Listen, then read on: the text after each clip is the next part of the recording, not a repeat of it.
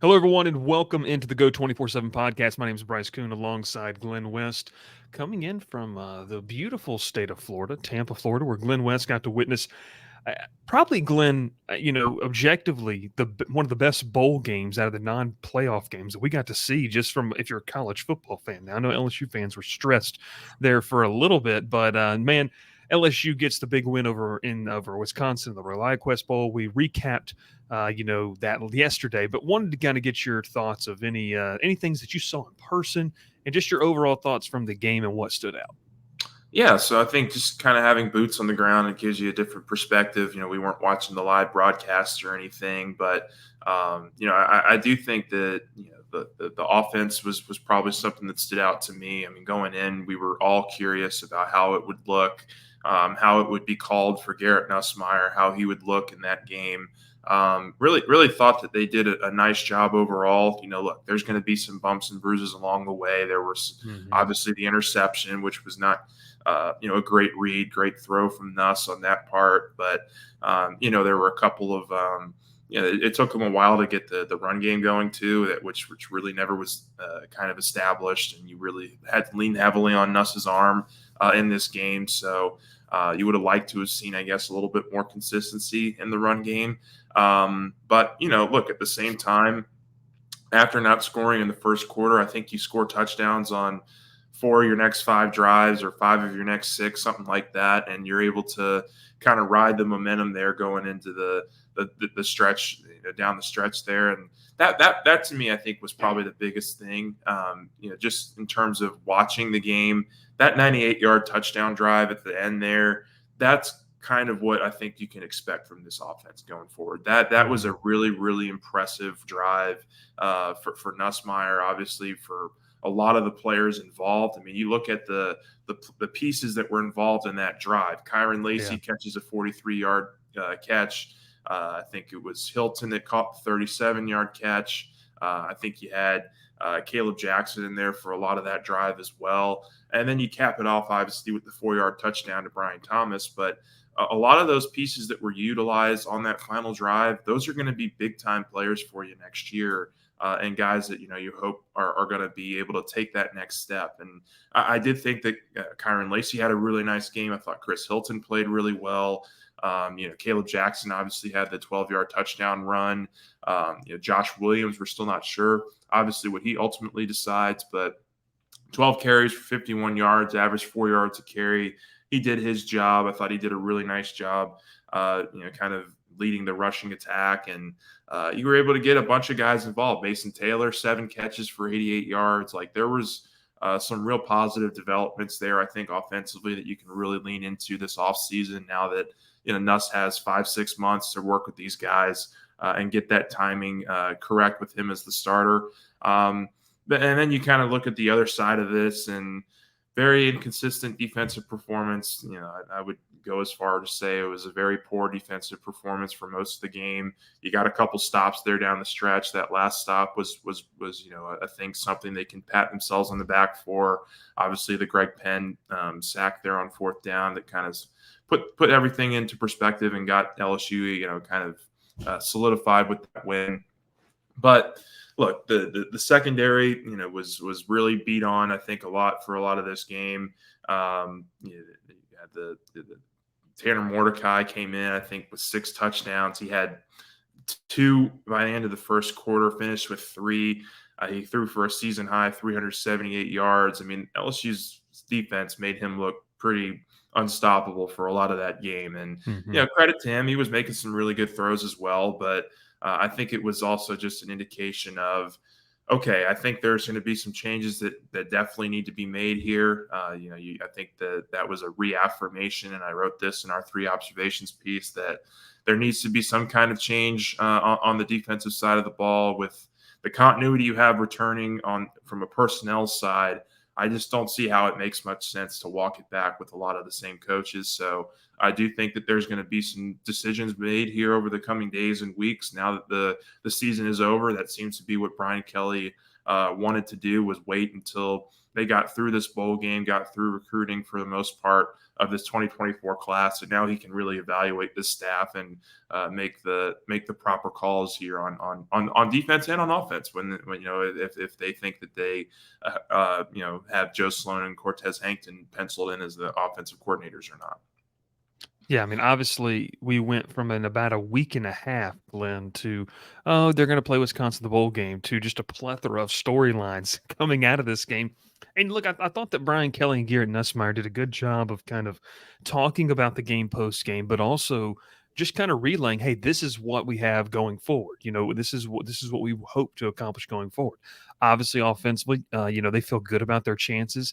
I mentioned too, in a day and age where people might look at bowl games and say, "Oh, it is what it is." This is massive. Like we saw how massive the Citrus Bowl or the Cheez It Bowl, whatever you want to call it, last year was for a guy like Malik Neighbors. Yeah. Maybe in September, October, we're talking about, man, aren't LSU fans glad that Garrett Nussmeier got to take over the reins in that bowl game to get game reps, game speed reps that are going to matter really ultimately more than anything he can get, in a workout in t-shirt shorts. I mean, it's just you can't really replicate that, especially that 98-yard drive that you went to. But when you look ahead to next season and into this offseason, Nussmeier was talking about, it builds confidence. It gives guys confidence that I think maybe needed it. And for me, guys that have to step up because of, outgoing NFL talent. I think, games like Mason Taylor, like that was a massive storyline in this game where maybe Taylor gets more involved in, what we thought he was going to be this season and becomes a favorite target for Nussmeier. But what do you think it does for the confidence of some of these guys that say, hey, you have to take a step up, and you kind of showed that you can do that in a game like this? Yeah, I mean, it was majorly important. I mean, I think at least offensively, the scheme early on was quick, short reads, getting some chunk yards here and there, which was something that fits the Mason Taylor profile perfectly. I mean, going back to his freshman year, he was kind of the safety valve, I would say, for Jaden in his first year as a starter. You certainly saw that with Nussmeier here in his first start. How he didn't have a ton of deep throw balls to deep throws to Mason Taylor. There were a lot of chunk yardage that Mason was able to turn upfield for yards after the catch. But yeah, it's a big step forward, I think, for him. I mean, that was his best game of the year for Taylor. I think there you could make an argument that it was certainly Chris Hilton's best game of his career. I mean, like he looked like a legitimate SEC receiver, and that was he just kind of got caught behind two of the best in the conference or in the country this year, and Brian Thomas and Malik Neighbors. So you just didn't get to see a whole lot of these guys outside of a Kyron Lacey make that kind of impact that you were hoping they could. But I think a lot of those guys stepped up in the bowl practices. You could see it with Shelton Sampson. I thought he had a really nice several days of bowl practices. Didn't get a catch in this one, but I think he's still a big part of the program's future at receiver, and they would love to get him further involved. Look, there's obviously this thing hanging over LSU's head right now with Zalance Hurd and kind of where he ends up going, what they ultimately decide, what conversations they have this week about maybe getting him to stay. But DJ Chester, I thought, came in and had some nice moments. I thought you had your pretty much your entire offensive line out there for most of the game, and just did a really nice job overall. I think of kind of giving Nussmeier some time. They weren't they weren't opening up the whole playbook for him. They were just making it simple reads, simple constructions here with their scheme early on in the game. And I think as you saw, as this offense got a little bit more and more comfortable, that they were willing to take some more chances. When you saw the deep ball to Brian Thomas early in the game, that was a good sign for me that they trust Nuss completely to run this offense, and that he's going to be willing to make those throws. I think it was just about more them trying to get him into a rhythm. And I think that was absolutely the way you go. But yeah, I mean, that's kind of the offensive side of things. I don't know if there's anybody defensively that maybe you wanted to shout out that could kind of take this into the off season in terms of performance. I mean, guys like Deshaun Womack, maybe Whit Weeks, just anybody that kind of stood out to you on the defensive side that kind of could take this momentum and fuel it into the off season. Well, you mentioned Womack, and that was a guy that we highlighted in kind of the preview of, he's going to get the start. How can he take this and use it as a launching pad? But I'll even throw another one out there. It's still kind of unsettled what Mekhi Wingo is going to do, with his decision. But Mason Smith, I mean, I thought Mason Smith probably looked the best that he had looked all year, and it wasn't just in spurts. Like he was consistently beating his man. Looked like the pad level was way better. I saw one, Glenn, and I know this is more from the broadcast angle. It was one of the final two drives. I think it was the last drive where Pete Jenkins comes over and like kind of gives Mason Smith a hug. So if you've ever seen Pete Jenkins and Mason Smith, two vastly different size humans, those two guys, embracing. And so I think it's probably been a frustrating season for Mason Smith, knowing the competitor that he is, how much he wants to be out there. I still sit in the camp of, look, he might have physically recovered from that ACL tear, but the mental battle, the mental hurdle to be able to play at an elite level like he can was something that was missing. And so I don't think that he was necessarily the best player out there for you. I just think we saw some things of, okay, that's what Mason Smith can be when he was disrupting, Tanner Mordecai in that Wisconsin offense. But yeah, I think Smith was nice. If Wingo decides to come back, you really got to kind of see, Glenn, especially on those final two drives, what they can do, As a tandem. along that defensive front. Yeah. Yeah. No, I agree completely. I think that those two, and why you haven't seen LSU maybe go head over heels in the defensive line in the portal is because they feel good about where they're at with those two guys. I mean, we'll wait and see, obviously, what their ultimate decisions are. But, I think LSU is going to be in a good position on the interior D line. I mean, not to kind of jump ahead here or jump around, but like the recruiting here has really taken off. I mean, obviously the addition of Dominic McKinley Yeah. now, you add that to this group. Gabriel Relaford is a guy you picked up right before the early signing period, probably more of an edge, but another big body that you can kind of throw down there to maybe compete for some snaps. I mean, you got hopefully Paris Shan coming back. You've got obviously Braden Swinson, who didn't play in this game. I think he was a little nicked up. But he certainly is a guy that I think can help you fill that jack spot, and certainly can contribute with Womack and Jackson Howard, who I thought also had some good snaps in there as well yesterday. So I think that they're slowly but surely getting this thing on the right course. And look, when you think about what they had to go through last year as a defensive line, they went from Jamar Cain to Jimmy Lindsey. Unfortunately, with what happened with Jimmy Lindsey, he had to kind of step away from the team for a bit. You got John Jancic, you got Pete Jenkins. I mean, that's a lot of ears or a lot of mouths in kind of your ear there for a good Yeah. portion of the year in terms of how they see the game, how they want you to develop. And, I think, we'll see kind of what happens here. But bringing in somebody maybe to help with the defensive line or to be the D-line coach while Lindsey continues his recovery in an administrative role. That does seem to be where it's kind of leaning right now. And if you go out there and you bring in somebody that can be a really good developer, a really good recruiter for you, build that room back up to where it can be in this program, then that would check a lot of boxes, I think, in terms of kind of the decisions that LSU and Brian Kelly want to make this offseason in regards to the coaching staff. Wanted to kind of end it with this topic of conversation because I thought it was interesting that Kelly was asked about this, and it's been something that you and I have talked about, whether it's on the podcast, whether it's in the press box. But within the scope of where this program was just 2 seasons ago, Brian Kelly was asked, where he felt like the program was, and a word that he consistently used was he feels like it is stabilized. They've kind of gotten themselves on solid footing. It does not mean that they're happy with the 10-win season. It's not the goal. He's reiterated that very passionately several times throughout the season. But your thought, because look, you covered this team two years ago. You saw what this team looked like when Kelly took over. Where do you feel like the growth has just been, and how impressed have you been with the job with taking what was 34, 35, 36 scholarship players and turning that into back-to-back 10-win seasons? And now as you enter a year where you're in the 12-team playoff, you can say, okay, now we have gotten to a foundation. We've stabilized ourselves. Now it's time to really begin that ascent. Yeah, I think stabilize was a good word that he used. I do think that they're probably in a better position offensively than maybe defensively, and we've talked about that a ton here over the last month. They've got to get this to be a more competitive, aggressive defense for this team to be taking that next step.